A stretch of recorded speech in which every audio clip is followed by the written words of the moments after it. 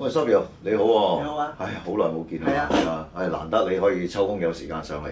咁啊，我哋今次咧就想同大家介紹一下3張係環球出嘅黑膠嚇。咁係 Decca 嘅一個新嘅系列喎。係啊。咁就叫做 Pure Analog 嚇，係嘛？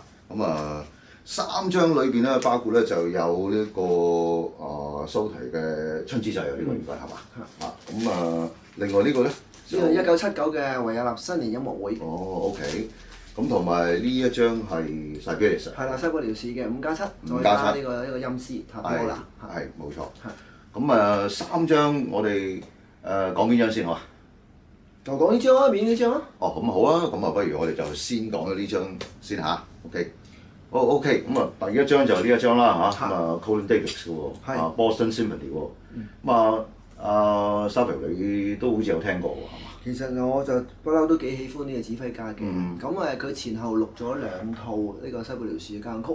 咁呢同波士頓呢一個咧係第一套啦。跟住佢後來咧就喺倫敦嘅時候咧再錄多一套。OK。咁我自己咧其實就覺得呢一套咧有一種多啲嘅音樂嘅自發性。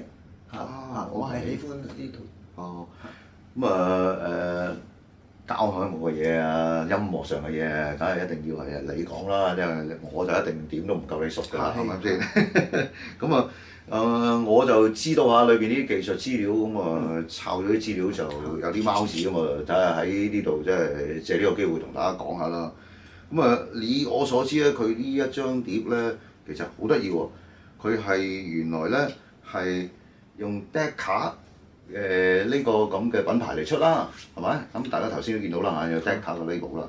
咁但係裏邊咧好得意嘅喎，個裏邊咧其實一個圓墩墩嗰個 label 喺隻碟裏邊中間嗰個 label 咧係飛利浦嘅。係啊，個 Sunday label 係飛利浦嘅，不如掹住嚟睇下。係啦，大家可以喺個畫面度咧都可以見到嘅喎，其實就飛利浦嘅喎嚇。咁我哋都之前咪問過嚇環球喂，究竟佢係有咩原意要咁樣做咧？咁其實咧就佢又冇咩好 exact 嘅答案俾到我哋嚇。據我哋查翻啲資料咧，我自己咧就有啲即係估計到佢有一個原因。要講呢樣嘢，首先咧就要同大家講嘅就係佢咧原來咧佢呢3張嘅即係 Pure Analog 啦嘅碟當中啊，係唯獨是呢一張咧，佢本身錄嘅時候底下咧。佢係用咧半寸嘅磁帶啦，個母帶咧嚟錄製咧，而係當時咧錄咗4聲道。咁點解會錄4聲道咧？就係因為咧佢原意咧就諗住咧係嘛，就愛嚟咧就去即係出喺70年代咧想發展想走嘅一個叫做4聲道重播嘅技術咯。即係話我哋叫做現代 surround sound 嘅先聲，不過咧就係出師未捷嘅，就變咗就已經要告吹啦，最嬲尾係啊，咁就唔成功嘅。咁但係當其時其實就唔少唱片公司咧，就為咗呢樣嘢咧，就都做咗啲唔少投資啊，做咗啲好多嘅製作。我哋睇下咧，佢入邊打開咧，佢就係複製咗當時咧嗰個母帶個盒啊，個盒啊，就係咁樣嘅。係你見到係個 quad 字啊，即係 quad 字就 quad 出風嚟㗎。冇錯，就係4聲道嚇。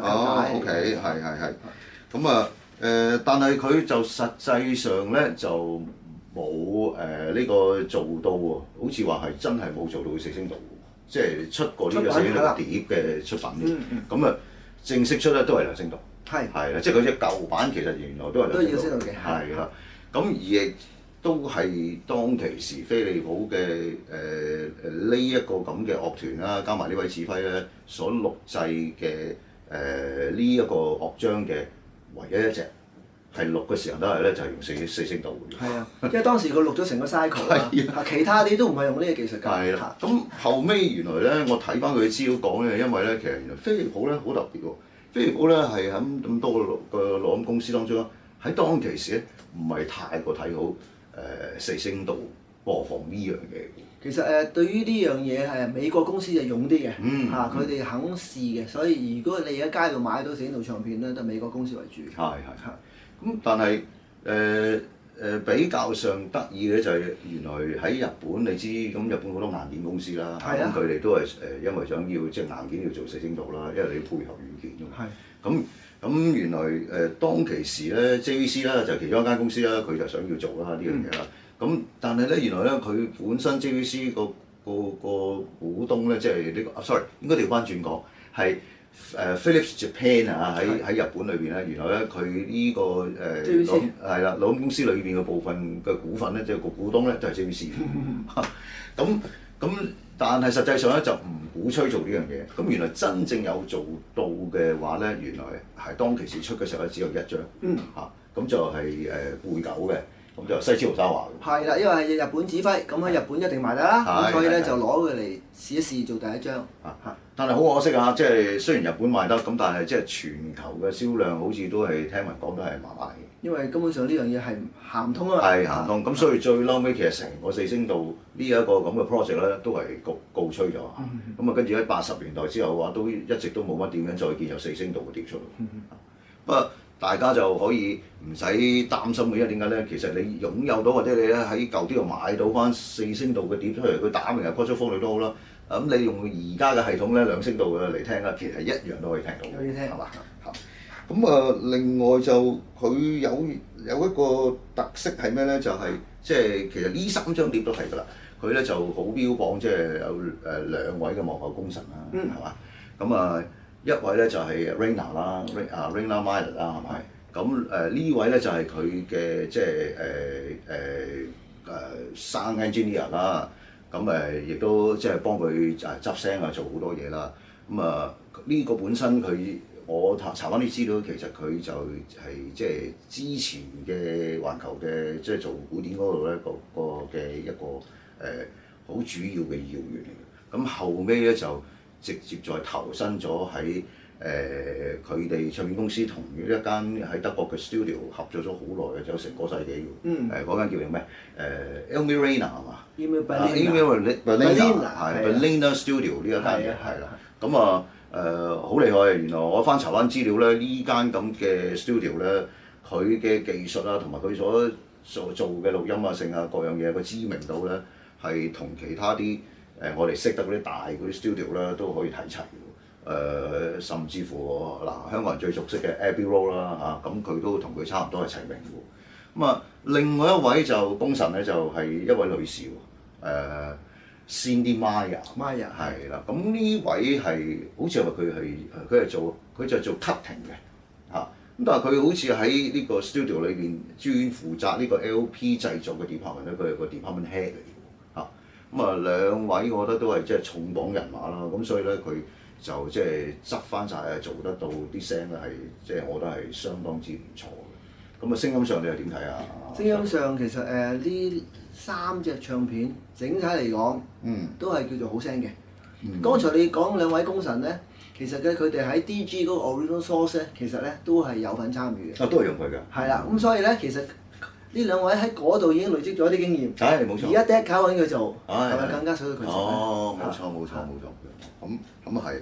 咁至於你話喺唱片嘅技術製作上咧，有一樣嘢我覺得佢都幾得意嘅就係咧，原來咧就因為呢2首交響樂咧個時間嘅關係咧，喺正常一般嘅錄音嚟講咧，以33寸碟咁計嘅話咧，一張碟已經搞掂。咁但係咧佢裏邊咧有講嘅就話，為咗要將嗰個即係嗰個信號咧做得更加好啲咧，令到佢嗰個唱片裏邊條 track 可以做得寬闊啲啦，等嗰個拾音做得好啲啦嘅關係咧，咁咧佢就唔用一隻碟即係 side B 玩晒，咁佢就用2隻碟咁所以咧佢就用咗 side A、side B、side C 嚟去擺2個間曲。係啦，擺呢2隻間曲落去。係啦。咁所以就剩翻個 side D。係啦。咁剩翻個 side D 就擺你頭先話嗰隻。係啦，呢個 Tapiola 呢個音師啊。係啦，冇錯。咁所以呢個亦都係我覺得係佢一個幾特別嘅賣點嘅。即係佢都明白發燒友係好 care 呢樣嘢。係冇錯，係啊。即係你啲 groove 咁窄，點會好聲啊？係。咁所以佢就今次咧，我覺得佢就呢一張碟裏邊咧，佢就特登咁做又有一個特色。大致上咁啦，係嘛？我哋講到呢度先啦，咁跟住落嚟我又講另外一張啦，好唔好？好啊，好。